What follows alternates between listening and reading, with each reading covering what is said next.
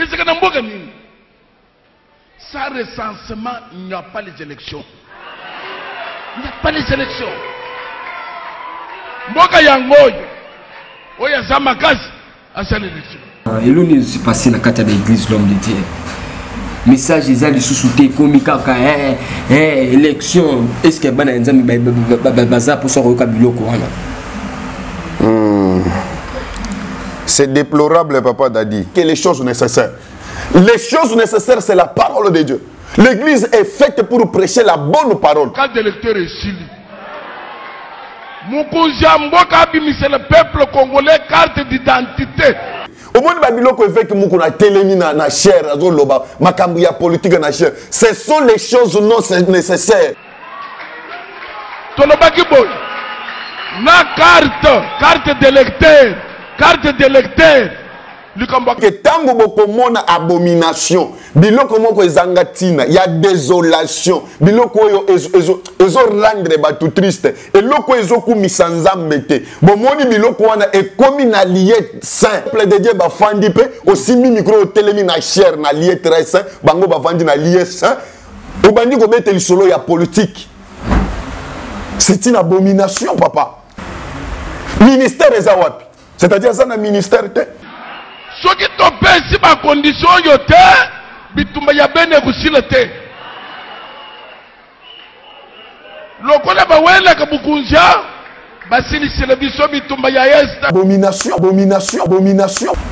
So yo tango ozolo babiloko na masse devant l'église, ozolo na motema mabe kati na bango contre individu moboy, contre Fayulu moboy, contre Kabila moboy, contre Tshisekedi moboy, contre Nani moboy. Est-ce que c'est ça? Est-ce que c'est la place ya Ozobi Misawana? Franchement, mais oui, un pasteur qui dit vous êtes allé à Bethel, vous avez vu comment c'est devenu? Did you go to Bethel? Did you see how it is la personne lui dit oui, j'ai vu Bethel est maintenant une très belle église. The person told him Bethel is now a beautiful church. Le monsieur dit il a fait ça parce qu'il savait que les gens allaient venir. L'église l'église n'est pleine. Kozala na église lingolo bateke ozamona nzamba lobi nanga ke baza ebele bazokamba batu mais baza na bilembo ya banyoka baza ebele baza ye Joël Moïse Mbiye Mutombo batu ya mangembo ba nani oyo baza musu baza na limité aw ba Moïse baza ebele.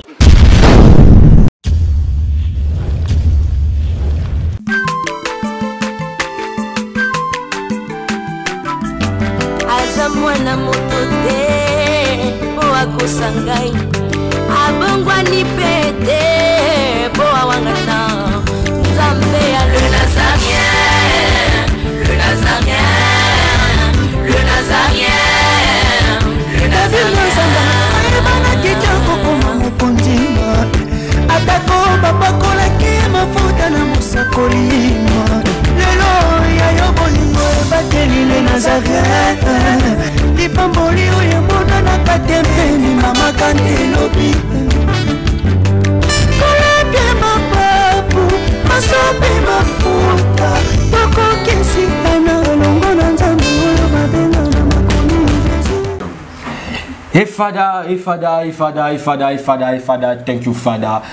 Balan de sont toujours aux oreilles bakouya pour la mission na 4 chaînes Amino et Nazarien TV na 4 émissions Amino Table 5 vous a présenté par votre humble serviteur Dadi Mukwaya. J'étais toujours à vous remercier d'être branché sur votre chaîne les Nazarien TV. Je dis un grand merci à l'équipe Mobimba. Il y a les Nazarien TV. Je dis un grand merci à la servante de Dieu Mama Tiffany Mokwa pour la confiance au Pessinga. Je dis aussi un grand merci à Jira Ozaki Nasima Kamera pourquoi pas à Alain Kiakala Ozana régime le Boko Yanzabe. Le lot est Table 5 Nazana les prophètes Félix Grâce, Jeanne Lyon, la mission m'a présenté dans le Jeanne Lyon.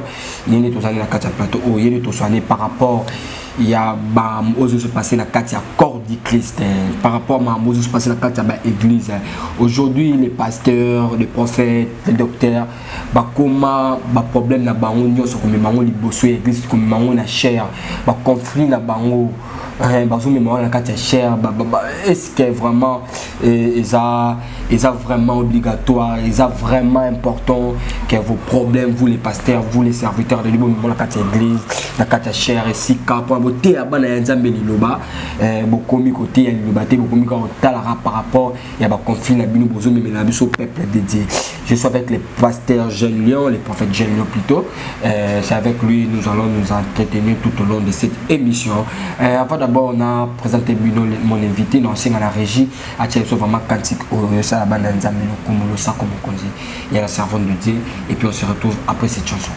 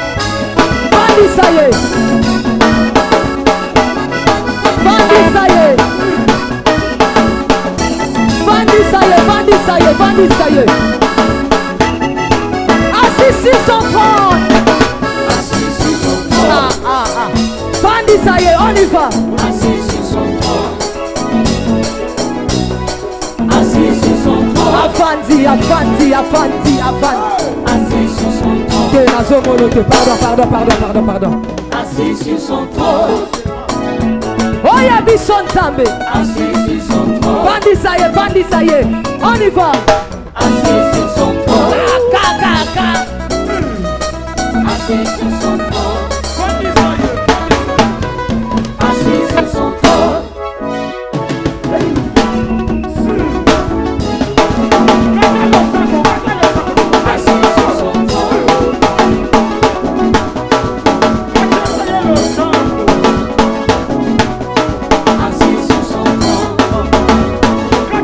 Bafwa Bachala, Vitamine Collé, les bichons aussi le plaisir. Dans 3 fois boss, Jack Pro depuis France, pourquoi pas Philomène, quoi, monter ma business depuis Londres. Non, c'est dans la Giras déjà, font de la caméra et la présenté nous, invité dans mon coin, les prophètes Jeune Lion. Bonjour à l'homme de Dieu. Bonjour, papa Daddy. Bonjour. Kimia Nzambezali. Ouais, tous en a Kimia, Nzambazo. Continuer ko sala biso makashi tozana bo pikiri ki bonzoto. Maman jati par rapport à batunyo so balingaka par rapport à batunyo so bazi encore libre encore Rolando asi. Na ba o balingaka nga te na souhaiter bino tango malamu dans les seigneurs Kolo azala na bino bozolanda prophète Félix Grace les Jeunes Lions la flèche de l'Éternel. Azo souhaité bino bolamu to bunda to continuer ko bunda parce que temps isa ya kobe ba temps isa grave mwana ya muto azo zonga kalate c'est ça message na zanango cette fois-ci mwana ya muto azo zonga kalate voilà message aux zanango. OK, l'homme de Dieu quand même soit dans moi prière moi quelques minutes par rapport à abonner la mission bazili mfalme Yesu jina la kusifiwe. Kwa sababu unatupatia souffle de vie gratuitement, nous ne t'avons pas payé les prix. Seigneur, accepte à ce que cette émission puisse édifier l'église, que tu as payé le prix, pour laquelle tu as payé le prix à la croix du calvaire. Tendre Père, Le temps est mauvais, le temps où le diable s'est soulevé et ses acolytes pour détruire l'Église. Fortifie-nous, que ton Esprit Saint opère encore, nous fortifie, nous enseigne encore la révélation de la prophétie. Donne gloire à ton nom, au nom de Jésus-Christ. Amen. Amen. Merci vraiment, l'homme de Dieu. L'homme de Dieu, toujours l'émission. L'homme de Dieu va d'abord dans l'action d'abord image. Avant l'action d'abord image, vous avez pris sur l'action d'image. Avant d'abord la scène régie, axe image. On a d'abord le 1 pour répondre à la jeune lion. Aujourd'hui, Bino pasteur, tout en général, vous les pasteurs. C'est comme si vous bungi ligne la bino. Vous bungi message où il faut que la peuple de Dieu. Le lot est commis compte rendu dans l'église. Bon monde on la carte la chair. Pourquoi l'homme de Dieu? Avant d'abord la faire une image. Ce que l'on dit prière nanga ou soit bandeko ou balandi prière nanga ou soit balanda kakoloba nanga. Pour comprendre que tout ça attend ya molili.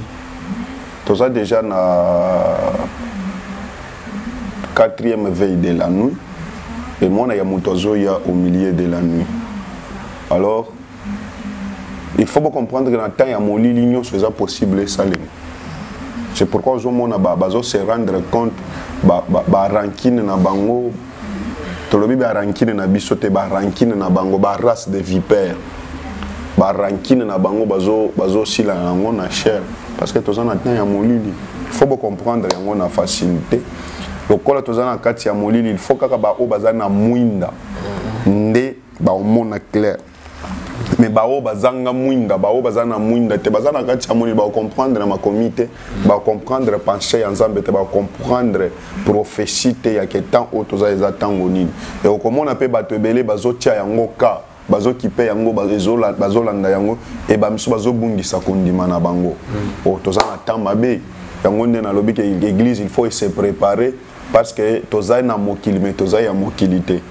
Kala te kolozo ya po ya kozwa biso totikela bango mokili na bango. Voilà.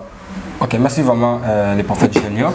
Bon, les prophètes juniors avant dans l'action image et non mais un peu toute la image on a bino ba téléspectateurs au moment na biso en ce moment.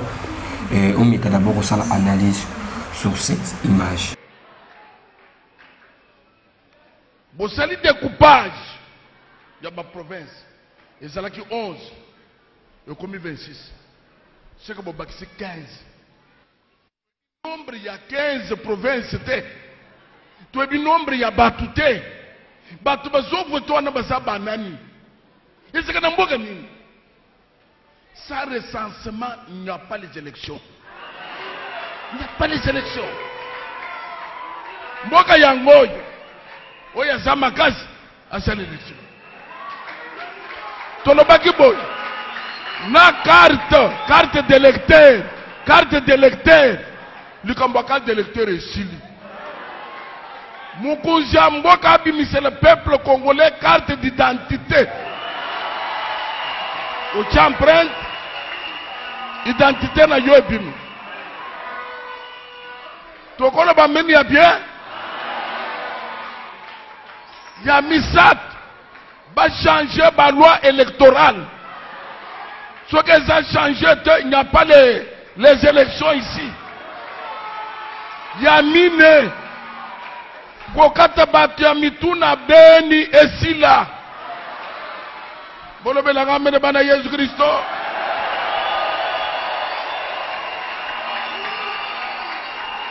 Ce qui kokata mituna beni esilite. Élection ezali aote. Bazo wela kaka bibonge. Mais nombre ya bao bakufina beni tokoye bangote. Batika liboni bazandenge nini. Soki topesi ba condition yote bitumba ya beni kusile te. Lokola ba wela kabukunja basili sele biso bitumba ya este. Bande kuna biso baleli ti bazaki. Dis avance prophète. Avance prophète. Et les batétés là sont des sauvages.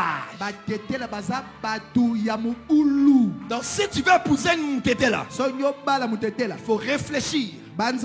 À part la nouvelle naissance, où Jésus le lion et l'agneau est entré en elle, il y a toujours un lion tété là qui m'a fumé qui gère.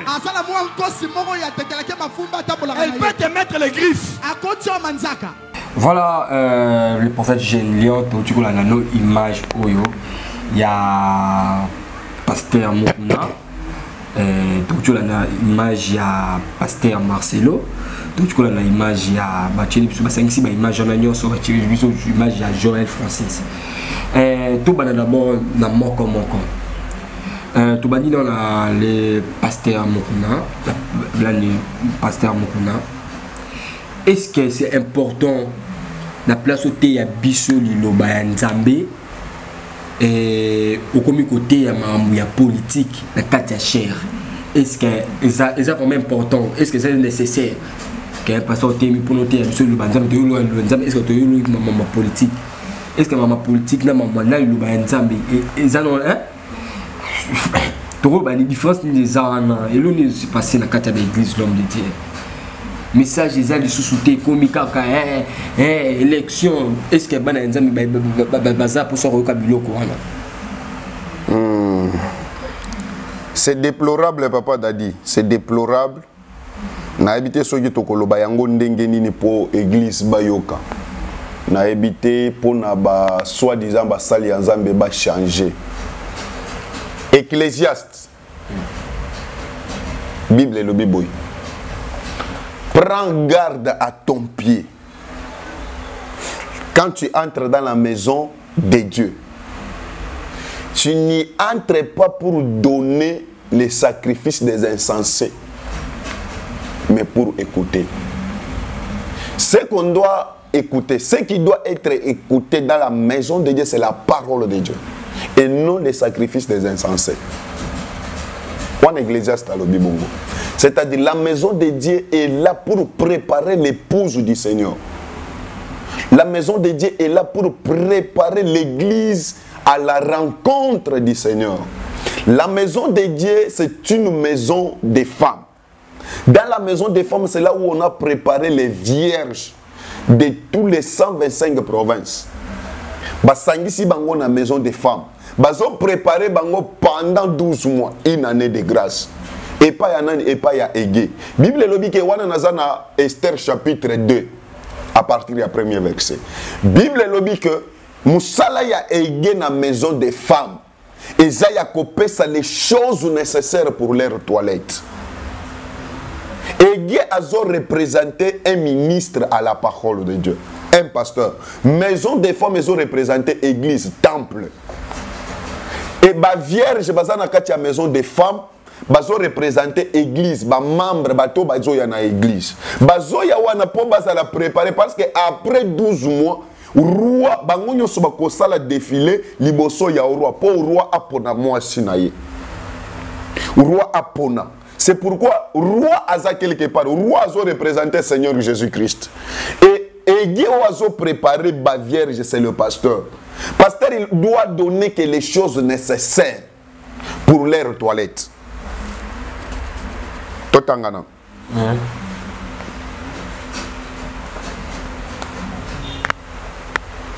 Mon babiloko wana il faut tolobela yango kaka.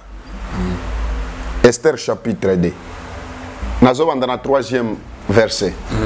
Que le roi établisse dans toutes les provinces de son royaume des commissaires chargés de rassembler toutes les jeunes filles vierges et belles de figure assises à la capitale, dans la maison des femmes, sous la surveillance d'Égé, unique du roi, gardien de femmes, qui leur donnera les choses nécessaires pour leur toilette. Papa Dadi, ceux qui balonnent les choses nécessaires, c'est-à-dire il y en a d'autres choses qui ne sont pas nécessaires. Na église Égé, il faut appeler ça les choses nécessaires. Or les choses nécessaires wana balobi yango que pour leur toilette.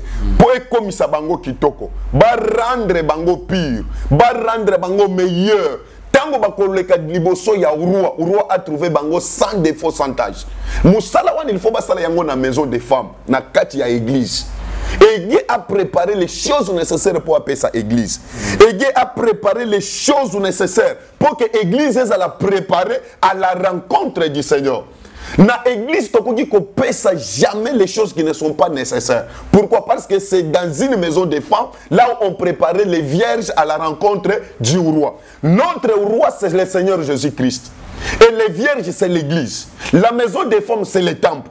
L'église, c'est l'homme de Dieu. L'homme de Dieu a une mission à l'église de préparer seulement l'église à la rencontre de l'époux. Et durée, elle a déterminé. Durée, il y a pour préparer la vierge, il y a 12 mois. Parce que ceux qui ont tangi à Obalobi, ils vont préparer 12 mois. Après 12 mois, ils vont défiler du Bosso Yaoura. Or, tant que vous soyez à l'obi que l'Esprit du Seigneur est sur moi, il m'a pour préparer les et puis pour proclamer une année de grâce. Or, une année de grâce, c'est les 12 mois où il faut préparer les vierges. Alors, le pasteur doit donner que les choses nécessaires. Les choses nécessaires, c'est la parole de Dieu. L'église est faite pour prêcher la bonne parole, la parole de Dieu, la repentance, l'enlèvement, la crainte de Dieu, la sanctification. C'est ça, Moussalaya Église. Moussalaya Église est à côté de biloko ezanga nécessité. Les choses non nécessaires. Et ça bon côté. Au moins de biloko avec mukuna telemi na chair azoloba makambu ya politique na chair. Ce sont les choses non nécessaires. Et ça nécessaire pour l'église. Et ça nécessaire pour ces temps. Tant autoza il y a 12 mois oyo. Et ça tant on a été. On comme na chair banda ko beteli solo ya politique. On peut élection et ça na mboka oyo. Il faut passer dans le recensement. À nous église ça nous édifie à quoi? Et ça sunga biso na nini? Bible nous dit qu'il leur donne les choses nécessaires. Pour qu'il leur donne les choses nécessaires. Après ça, bango biloko ya motoya. Ou est qu'on prépare bango base à la pure, base à la sans défaut. Voilà. Ce que yo tango zo memela biso lisolo ya politique na chair. Chair est déjà bafoué. Abomination est déjà dans la église. Matthieu chapitre 24. OK.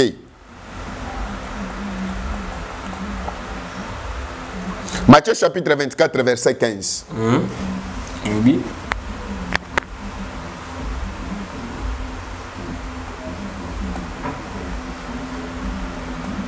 Oh, verset O, chapitre O. Non. Verset 15. C'est pourquoi, lorsque vous verrez l'abomination de la désolation dont a parlé les prophètes, Daniel, établi en lieu saint, que celui qui lit fasse attention. Yes, solo bayango bien. Alors que tango boko mona abomination, biloko moko ezangatina, il y a désolation, biloko ezo rendre batu triste, et loko ezo kumisanza mete. Bon moni biloko wana est comme na lieu saint. Lieu saint c'est dans le temple. Bon comme ici biloko moko bo ezanga nécessité, ezanga tina. Biloko moko église peuple de Dieu ba fandi pe aussi mi micro telemi na chair na lieu très saint, bango ba fandi na lieu saint. Politique. C'est une abomination, papa. Il y a solo que tango bokomona makambo oyo ko banda ko salema désolation abomination et continue à lies et continue à église. Boyeba déjà que oyo zo tanga makambo oyo asala keba. Faites attention. Bo tirer attention que tozana na tango ni solo biango que celui qui lit fasse attention. Ozo tanga makambo oyo. Makambo mukuna zotala azosala. Makambo wana zoloba na chair. Kenda salata meeting na triomphal, asalata meeting na stade ya politique, akende na chango na Sainte-Thérèse, akende ko sala meeting ya politique et non na chair lié très saint. Ça c'est une désolation, c'est une abomination. Yeso lobi ke tango boko mona yango bo tirer attention. Bo pengwate. Ezala batu moko ba pengwa ki déjà pona biloko oyo. Alobi makambo ngo tokende na église ka po tokende ko yoka makambo politique na église. Makambo politique balandaka na mission. Balandaka na Sainte-Thérèse. Makambo politique comme na église. Et puis ba peuple moko ba avec les zamba yokela bango ma zaba kango la peuple oyo ezana aseka oyo. Tango zolo biloko ba zolo ba amen ba telemi ba betili bo amen elingi koloba ni. Elingi koloba ezala bo amen ba loba yango kaka devant la parole de Dieu qui reste oui et amen. Mais oyo peuple ozamba yokela bango ma. Peuple conduit par un aveugle. Il y a solo qui avec la coco kamba avec les moussous souté. Zamba yo que le peuple parce que c'est une race. C'est un peuple pour qui Christ est mort à la croix. C'est un peuple pour qui Jésus a donné son sang. Et Dieu était mort à cause de ce peuple ici au bazo sakananango. Au lieu de tout bango sanctification, tout bango crainte de Dieu, tu comme mettre la bango solo ya Kabila na Tshisekedi. Tu comme mettre la bango politique, tu comme mettre la bango makambo ya foyilu na même. Et ko édifier bango en quoi? Et ko édifier bango en quoi? Ok, merci vraiment. L'homme toujours Kuba. Zela, yo tuninga mutuna togende na Bible. Togei na Ephésiens chapitre 4. Togei na Ephésiens chapitre 4. Parfois na okate émission ga bongo. Mais c'est si ma question là rate lo. Togei na émission Ephésiens chapitre 4 papa.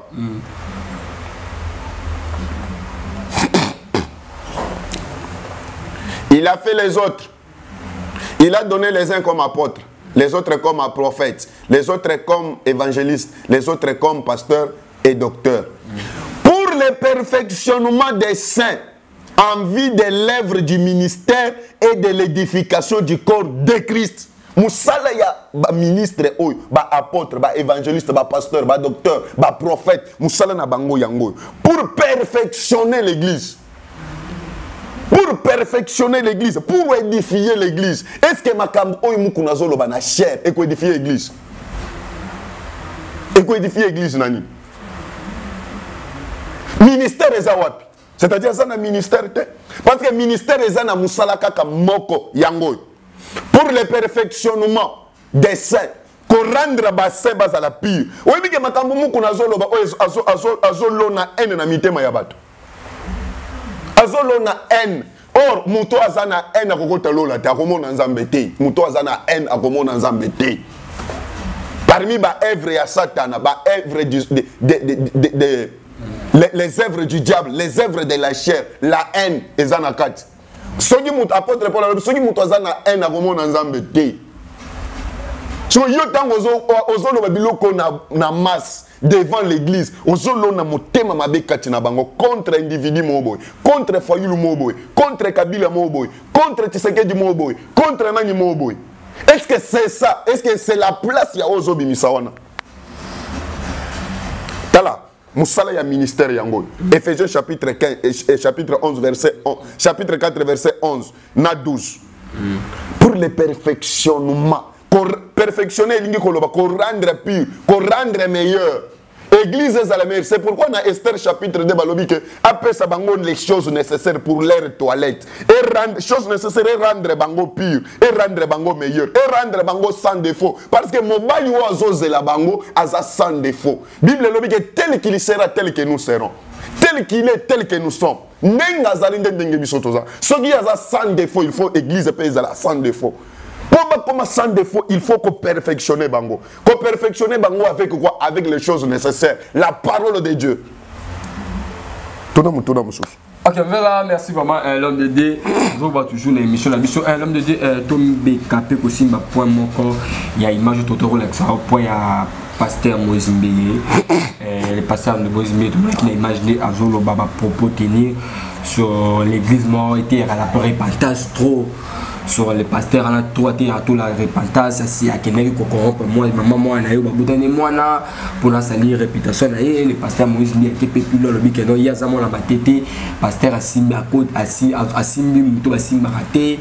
Est-ce que va confier la bino, beaucoup de monde qui n'a qu'à cher, est-ce que bichou, est-ce que cher et comme il y a Papa Dadi, au lieu où on mingi na mutuna on continue koloba. Et ça quand même ma réponse on a pêché oyo. Mais quand va verser oyo. Moïse Mbi c'était, il doit se repentir. Il doit se repentir. Est-ce qu'un serviteur de Dieu a quoi tenir ma propos? Ata Marcelo a quelque sala mabe à corrompre moi. Liloba yanzambe zo yebisa yo nini vis-à-vis la situation wana. Liloba yanzambe zo loba na yo nini yo muto ba sali mabe. Soki muninga sali yo mabe ako sali yo likambo ata abimi sali yo likambo sali yo mabe Bible lobi soki ba beti yo mbata kotoyo pesa lisusu kotoyo ba beta yo. Soyons animés de l'esprit qui était en Christ, l'esprit qui est en Christ. L'esprit qui est en Christ c'est un esprit de pardon. Il y a que muto sali yo mabe yo keko kangisa ye. Zela nano papa. Moto asali yo mabe yo répliquer au fingier. O mena, o yebike loko wana eza menace.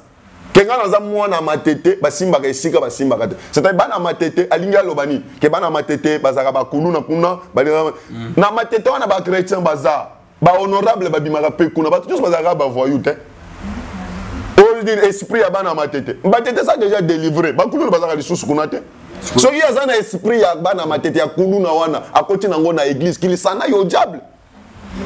Babiloko wana uti koloba yango na bamine lelo maikala mai tozo mona wapi. Maikala mbaza na situation ni. Kili sana yo diable. Matete za déjà délivré alongola biloko wana ya ngana za mwana matete. Alinya identifier matete na esprit ya kuluna, esprit ya bavoyu, matete za lisu ya bavoyu te. Matete za ya bana nzambe, matete za ya bana nzambe bazozela enlèvement. Baza sanctifié par le sang de Jésus. C'est lui qui peut aller au diable. Parce que Moïse est un pasteur. Un pasteur. Pourquoi? Parce que ceux qui sont qui pasteur, ceux qui moninga salio mabe, lilobanza bezo senga yo, o limbisa, limbisa ye. Baso tuna papa tika bino bisote, biso ba pasteur te, ngana chrétien, ngana za chrétien. Quand tika biloko bino ba pasteur, ngana za chrétien. Na yebisa yo kaka avant d'être pasteur, moi je préfère être chrétien. Être fils de Dieu. Parce que c'est lui qui est né de l'esprit et enfant de Dieu. Moi je suis né de l'esprit, naza enfant de Dieu. Si muto sali yo mabe mwana ya nzambe, yo pasteur oteya kabatu. Muto sali yo mabe et puis tu te payes les lix à côté les mana cher ou le bayango na cher. On va communiquer vengeance liboso ya lui. Or l'homme ne donne que ce qu'il a. Muto pe sakako o ya zanango. Soki ozana esprit ya vengeance, esprit ya bana matete. O telemi na cher, ozo transmettre ga esprit ya vengeance, esprit ya bana matete. Ozo transmettre ngo na église. Nzamba délivrer bana nyonso ya église ya nzambe. O bazana Bethel wana. Nzamba kangola bango. Bazanga lola te pona Moïse. On a un comportement barbarie dans le ministère. Ça c'est une barbarie dans le ministère. O moninga sali yo mabe, yo moninga ta fingi yo na TV, yo komi koluka ye ukangisa ye. Ezaba misusu wana soki ba misusu wana soki ba Roger Baka, yo linga kaka koloba makambu ya batu. Soki moninga lobi ya yo, oke ko kangisa ye, oke ko porter ye plainte. Est-ce que oza mona nzambe? Yesu lobi ko sala moninga te o lingi te ba sala yo. Yo obuka kabato dénonce kabato mais ba dénoncer yo pe o yo kende pa ya nzambe o randa ka justice ya solo nzambe likambo balobi o eza ya lukuta na yebi yango te mais muto abimiselinga yango yo ke na justice ya mokili eza corruptible bakoko corrompre yango justice ya solo c'est Dieu nde babiloko na bango wana o mona ka ndenge na uti koloba boye e bandi ya ba menace o mwana wana nga mwana ya age na yo nga mwana na yo. Et yepé Marcelo. Oko sabiso na ba sanctification. Comment yoko kendeka na se okende ko corrompre ex mwasi ya batu, ex mama ya mwana ya batu. That is going to be the first to go to heaven. Tu as l'impression d'ailleurs que c'est lui qui tient, lui les sentinelles. You have impression that he's the watchman of heaven. Mais toute sa vie c'est de comploter. All of time is plotting. On lui a donné l'argent pour que lui fasse ce pont. They gave him money for him to do the job. Et je l'ai enregistré, je l'ai fait écouter lui-même, je lui ai dit, je t'ai eu. I recorded and I said, Pastor, I got you. Et je veux que le monde entier sache qui tu es réellement. I shall tell to the world that who you are.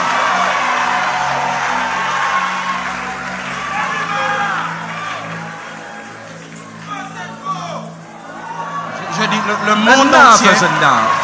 We want the world to know. Le monde entier.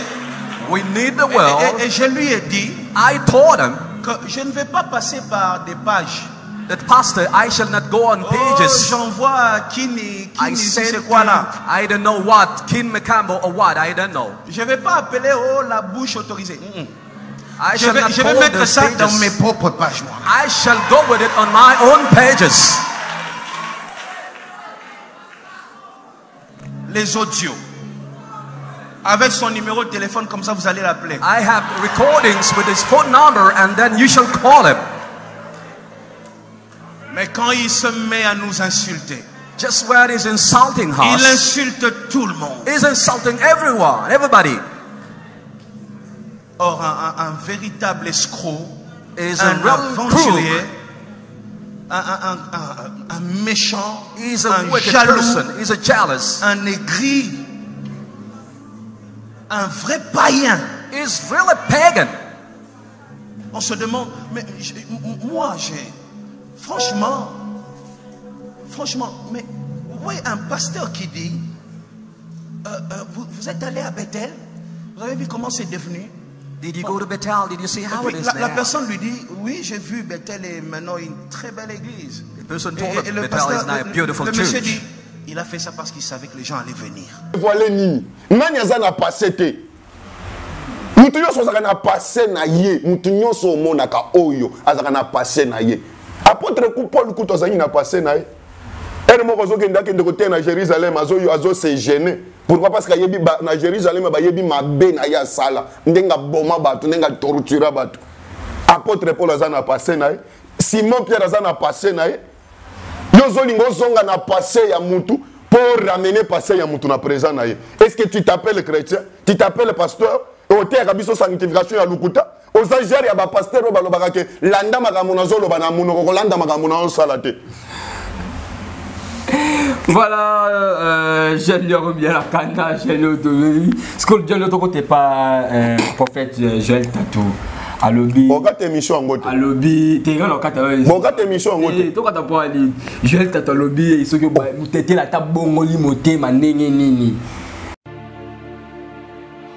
Dis avance prophète. Avance prophète. Et les batétés là sont des sauvages. Batétés là baza batu yamu ulu. Donc si tu veux épouser une tété là, faut réfléchir. À part la nouvelle naissance, où Jésus le lion et l'agneau est entré en elle, il y a toujours un lion tété là qui m'a fumé qui gère. Elle peut te mettre les griffes. Attends, il y a un billet sur nini. Esprit il y a quelqu'un m'a fumé et aux alarmes et l'ont raté. Ok, la Bible nous dit ce que bon tu as un nouveau tika misano ya satana nyo so misano madubanda sala au tikango ozongela on sote mais il y a le bien à table. Frère Dadi, Joël et l'okwa lobi wana il a contredit la Bible. Et pouvez biso comment? Bible et lobi boy. Quand quelqu'un est en Christ, il est une nouvelle créature. Les choses anciennes sont passées. Et maintenant, toutes choses sont devenues nouvelles. Ceux qui ont été la base de la nature, il n'y a pas de bango. Ceux qui ont dit comme Seigneur et Sauveur, Mutuya Kala, Azo Tikala, Azo Kendi. Maintenant, ils ont Mutuya Sika, Azo Kota Mutuya Mutuana. Makamunyo Sozo Koma Sika. Comment yo pasteur, ils sont censés côté Batou? Changement du cœur, changement, naître de nouveau, avoir un nouveau homme. Na kati na biso, mais aux autres yangote, c'est impossible de faire le matin. Moussala na yo oza pasteur nanini. Oza pasteur nanini. La Bible est claire. C'est le Saint-Esprit qui nous brise. Na ba mabe na biso, abengi biso na ba salité, abengi biso na nzoto na mutu ya kalakati na biso. Quand le Saint-Esprit vient, il va nous briser. Et azalo kona marteau, azo bête, azo frapper tina moi l'épinière. Azo briser mutu, azo komisa mutu faible. Azo bête mutu, so mutu andimiye so azo bête ye na ninyo. Abanda ko tambola tembu. L'œuvre du Saint-Esprit a brisé la parole de Dieu brise. Nature, ancienne nature. Quand il y a Yesu comme na bomo yasika, la parole de Dieu ko frapper muto, ko briser muto ko changer. Mais yo pasteur au telemi na cher lobi mutetel ata ya botama yasika. Mais à cause de la kaka makango libanda, à cause de la kana muto mutetela na ye libanda. Donc l'inyo côté cet esprit est pas ya batuke. Ceux qui ont l'igno bala mutete la faites attention. Mutete la tia balio ata za chrétien ata za pasteur.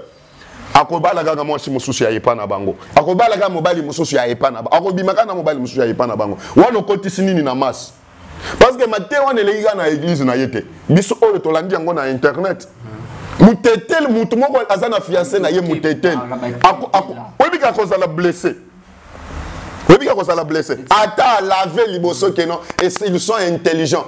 Oyebi, na français biso to tanga boy.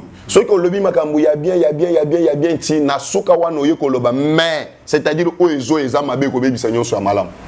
Ata bandi ko apprécier bango, baza mayele, baza ba intellectuel, baza mais oyo lobby ya suka wana bebi si bango nyonso. Faudrait que ma basa ba tété alors. Yo le colosa païen, mais moi j'ai la possibilité à que soit par ceux qui osent païen,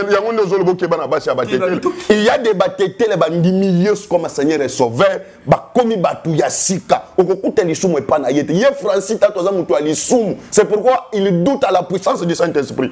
Oyebi ke batété la combien baza blessé. Zela to tanga verset o. Pour comprendre que munoko ya mosali nzambe il faut malobanini ebima na munoko na ye. Ephésiens chapitre 4 verset 29. Qu'il ne sorte dans votre bouche aucune parole mauvaise. Yo mwana ya nzambe, yo chrétien, yo serviteur de Dieu. Bible ezoloba ke munoko na yo ebimisa maloba ya mabete. Maloba ya kozoki sabat.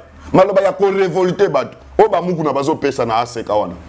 Azo pesa mi pour a révolter peuple, a révolter batu.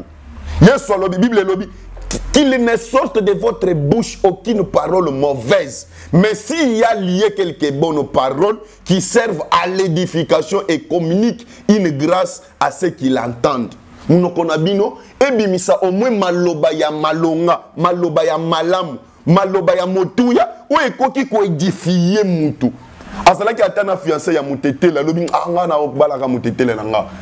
Oh na banda ko boya batetele mais na yo ki Joël Francis tatu prophète à lobby na obala mutetele maloba wana édifier ye mais yo maloba ya ko décourager bato yo maloba ya ko boma ozoni ngoka bola ba ekolo oh ya bala mutetele te muto linga mutetele te muto ndima mutetele te dans le Seigneur ata muto bota misika il n'est pas serviteur de Dieu. Na lobby Nathalie Caméra, il n'est pas serviteur de Dieu. Joël Francis tatu n'est pas serviteur de Dieu. Parce qu'elles ont contredire maloba ya nzambe na maloba na ye alobi mal église azo kamba église ne plein kozala na église elingo loba teke oza mwana ya nzamba alobi na ngake baza ebele bazo kamba batu mais baza na bilembo ya banyoka baza ebele baza ye Joël Moïse Mbiye Mutombo batu ya mangembo ba nani oyo baza musu baza na limité aw ba Moïse baza ebele kabengele awa nzamba tangeli bango baza ebele nzamba lobi nanga yebis ba Denis Lesi baza ebele ba Soni Kafuta ba Kangenza baza ebele na jeune moko za na oluka kombo na ye nzamba lobi nanga ba tirer ba misu baleka pe na YouTube aw ba Roger Baka ba misu balobaka na baleka na YouTube aw nzamba lobi nanga yebisa peuple nanga bat sala keba parce que bato na bazo communiquer bango l'esprit du serpent. Et ceux qui m'ont encore tout ça l'analyse claire et simple. Mon livre mon santo à lobby hein. Moto ceux qui a zakati ya yeso zo koma mutu ya sika. Makambo ya kalezo tikala. Siko makambo nyo zo koma sika. Mais prophète ya lobby ke mutu ata bota misika. Mais nature na ye wane ko tika yete. Comment te contredire Bible? Azoka bola biso na batetele. Okabola biso ndeni. Tokei na Apocalypse chapitre 5. Tosiki sawana. Apocalypse chapitre 5.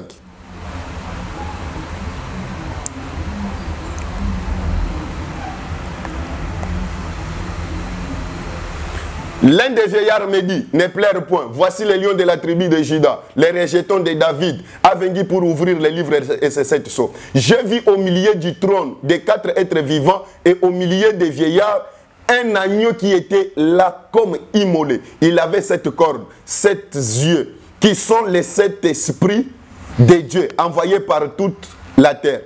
Il vint et il prit les livres de...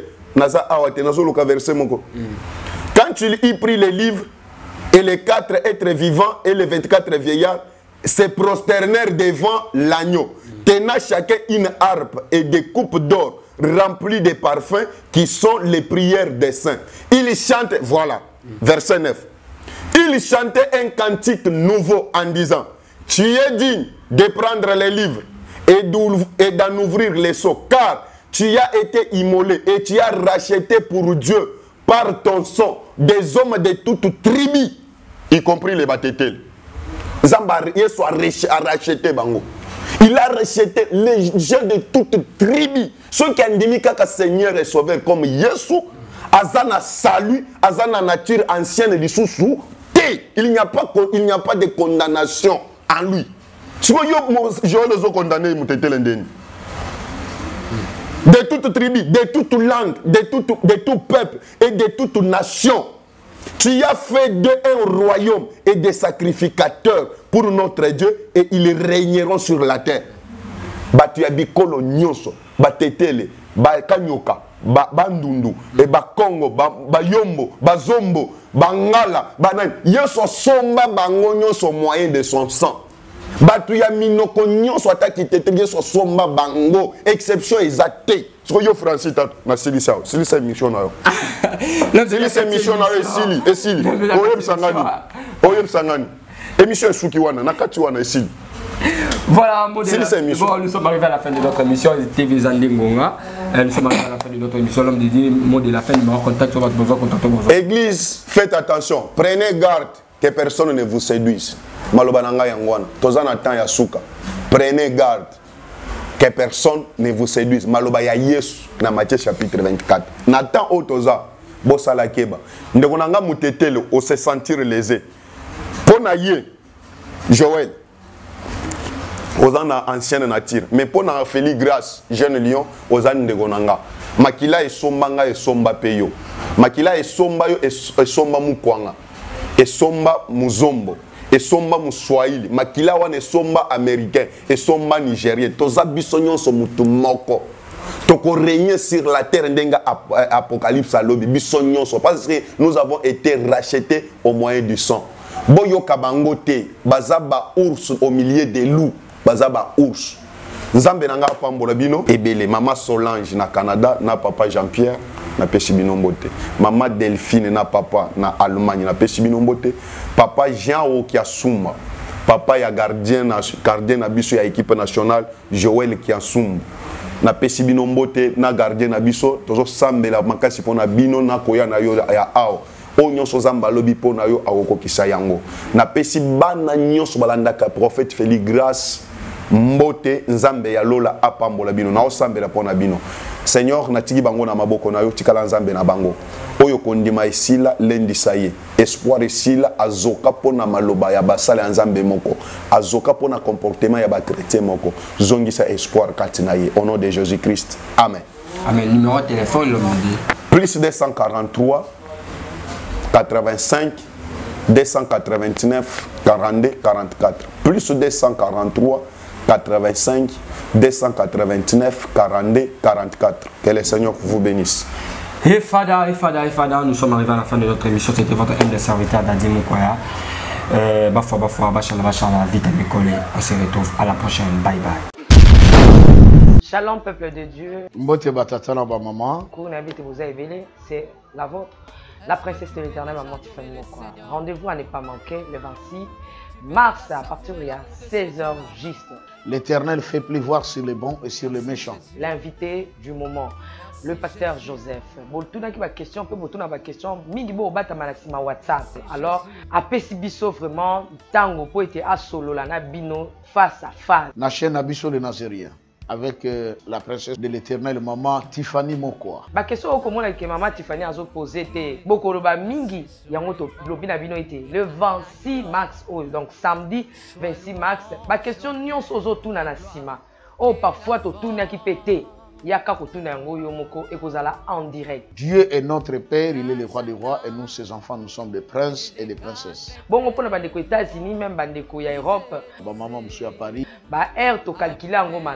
La pensée était tout ça là, un débat avec d'autres pasteurs. Mais il y en a aussi parmi vous qui avez appelé. Bon, non, on n'a pas besoin du débat. Et là, comme ça, on a besoin que l'enseignement coule, mais celui qui a des questions à poser. Voilà, l'occasion vous est accordée. Donc, tous en été bêta solo, Tinda SMS. Olingo yeba. Na émission tozo kolobela sur le kimbangisme. Si je otolobelité kotuna yangote. Le samedi 26 mars de cette année, nous allons bino ensemble à partir de 16h juste jusqu'à X temps. Na kati ya programme Oyo, tokoluwe ba instrument, tokoluwe sika, tokoluwe boye et ko sengape mo mike ezala. Voilà. Donc ce qu'on contribue pour l'avancement mo sala tata Simon Kimbangu na banga nzambe na biso akotika la kobosa na yote numéro de contact et sika boko kotinda moi M-Pesa moi Orange Money et soutenir mosala oyo toutaki na likambo tali papa Simon Kimbangu ya 1921. Alors to silisi papa Simon Kimbangu kiangane mituna na biso to retourna eza la cadre miki sur le plan historique. Babso babité azolo ba makambo solo mutso alobité bon toyoka ye d'abord. Alors venez avec votre question. Zala préparé au Kolanabiso en direct. Nango na kobeta c'était noté bien. Makasité bokolimbisa. Tozoya pona bitumba te, oya tuna ba question o ekokitisa bato te. Ozoya te tumba. Tuna question pour été émission ezala kimia. Ko finga te koloba mabete. Et j'annonce déjà que ba début à live wana ezo ko prouver que les Nazériens ezo kende à la tendance d'une vraie chaîne de radio et de télévision nationale, pourquoi pas internationale. Merci mingi na koyebete bayo neso ba kosangana na émission mokolo wana bazali bana ya Nzambe. Parce qu'il faut étoile montante du nom de Tiffany Mokwa et qui est vraiment liboso. Biso ba Congolais de photos za Kanango, ce qui drapeau ils ont ma tendance to kitsanase mete et longo na Nzambe tata ki mbango to biso to kende liboso. À partir de 16h, nous en live direct sur l'équimbangisme. Tuna mutuna oyo omona kezo ko compliqué yo oyo nzamba ko tchakat na biso yango tokoloba totikeli yo tata maman jeune garçon jeune frère pasteur évêque évangéliste docteur prophète. Voilà l'occasion parce que lelo mingi tozolo bela tata Kimbangu Simon Kimbangu peut-être aussi votre apport sera le bienvenu dans cette œuvre. Ce qui coloise masi azongité le 26 na BTCT 26 mars na 16h juste Betel Solo. Aussi le Sibongo na komba tata mwana molimo centre. Amen. Ciao. Merci.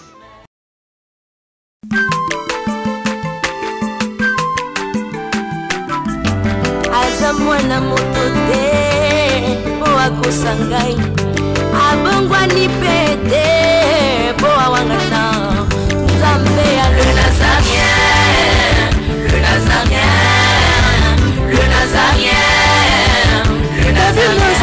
Ayebana mokondima atako babakolaki mafuta na mosakolima lelo yayo bolingo ebateli le Nazarien lipamboli oyo monanaka tempeni mama kantelobi koleke mapapu masope mafuta tokokesika na olongo na Nzambe oyo babenga na makomi